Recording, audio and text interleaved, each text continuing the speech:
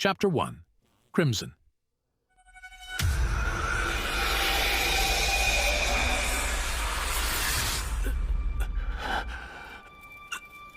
It hurts so much. My head is killing me.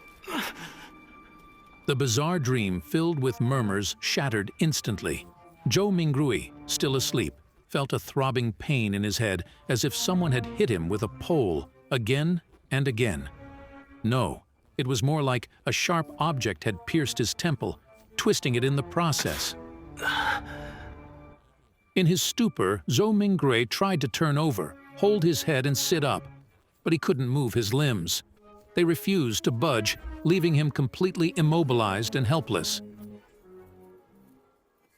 It looks like I'm still not awake, still dreaming.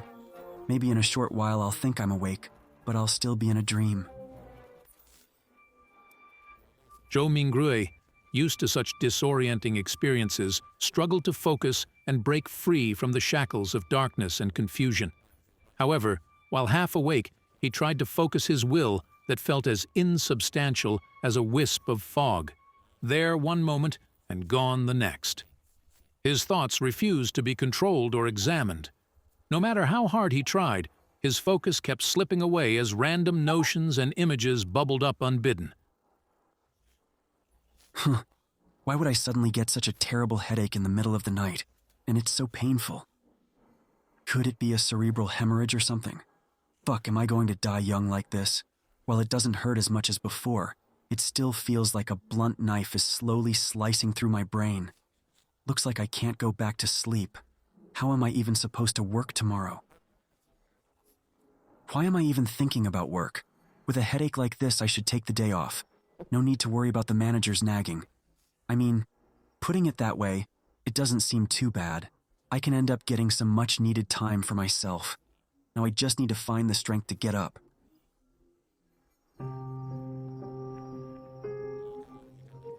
The throbbing pain allowed Zhou Mingrui to gradually gather immaterial strength. Finally, he straightened his back and opened his eyes, fully breaking free from his reverie.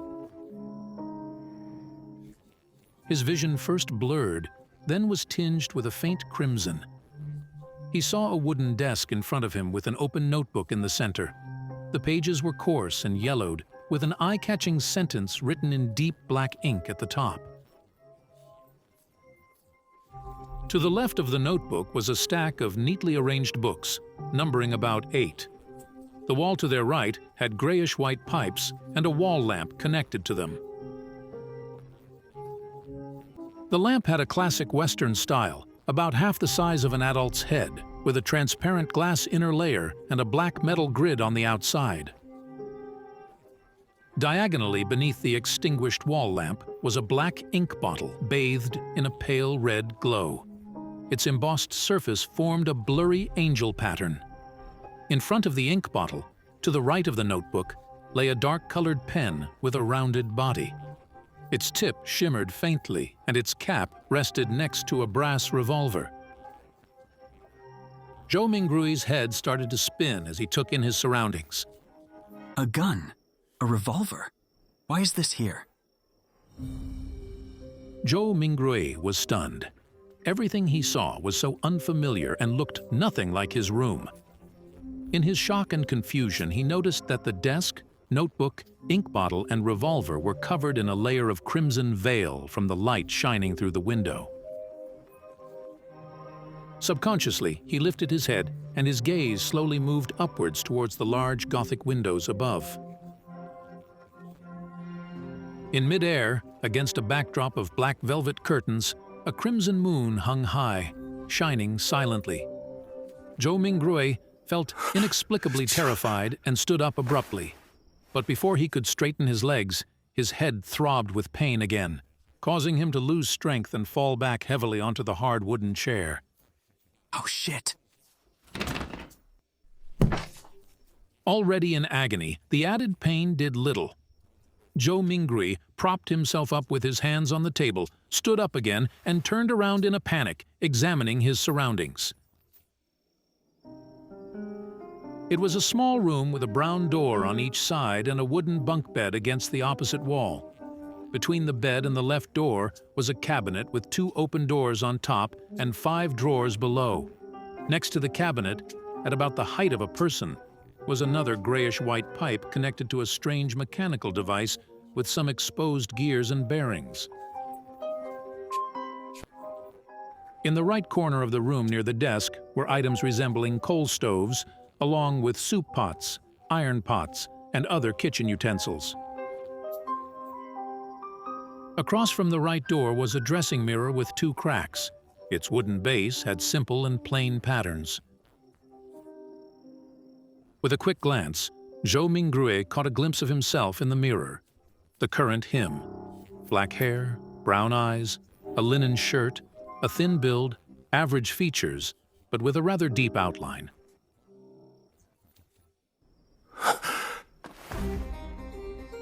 Zhou Minggrui gasped, his mind flooded with helpless and confused thoughts. The revolver, the classical Western decor, and the crimson moon different from Earth's moon all indicated one thing. Zhou Mingrui's mind was racing. What happened to me? Could I have transmigrated? Did I travel through time? Zhou Mingrui's mouth slowly opened. He had grown up reading web novels and often fantasized about such scenarios. But when it really happened, he found it hard to accept. Taking a breath, Zhou Minggrui muttered to himself, This is probably what it means to love a fantasy. Zhou Minggrui tried to find some humor in his situation. If it weren't for the persistent headache keeping his thoughts sharp, he would have definitely thought he was dreaming. Okay, deep breaths. Calm down. Calm down.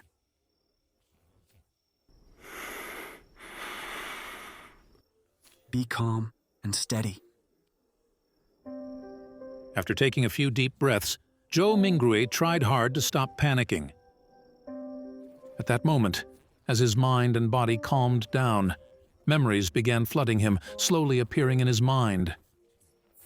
Klein Moretti, a citizen of the northern continent's Loen Kingdom, Awa County, city of Tingen. He is also a recent graduate from the Department of History at Koa University. His father was a sergeant in the Imperial Army who died in a colonial conflict on the southern continent. The compensation money allowed Klein to attend a private grammar school, laying the foundation for his university admission. His mother was a devotee of the Evernight goddess. She passed away the year Klein passed the entrance examinations to Koa University. He also has an elder brother and a younger sister. They live together in a 2-bedroom apartment. Their family is not wealthy, even struggling. They are currently supported by his elder brother who works as a clerk at an import and export company. As a history graduate, Klein had learned the ancient Physac language, considered the source of all languages in the northern continent. He also learned the Hermes language often found in ancient mausoleums related to rituals and prayers. Zhou Mingrui's mind stirred. He reached out to rub his throbbing temples and looked at the open notebook on the desk.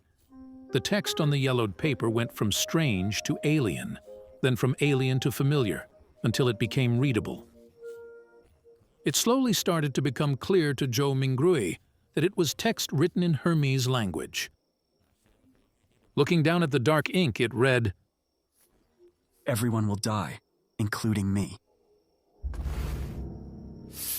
Zhou Minggrui felt inexplicably horrified. He instinctively leaned back, trying to distance himself from the notebook and the text on it.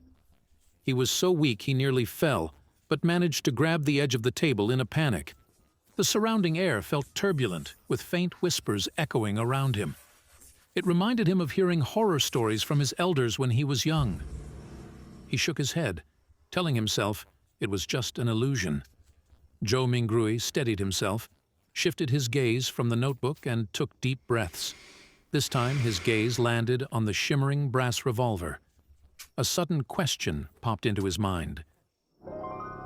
With Klein's family situation, how could they afford or even get a revolver?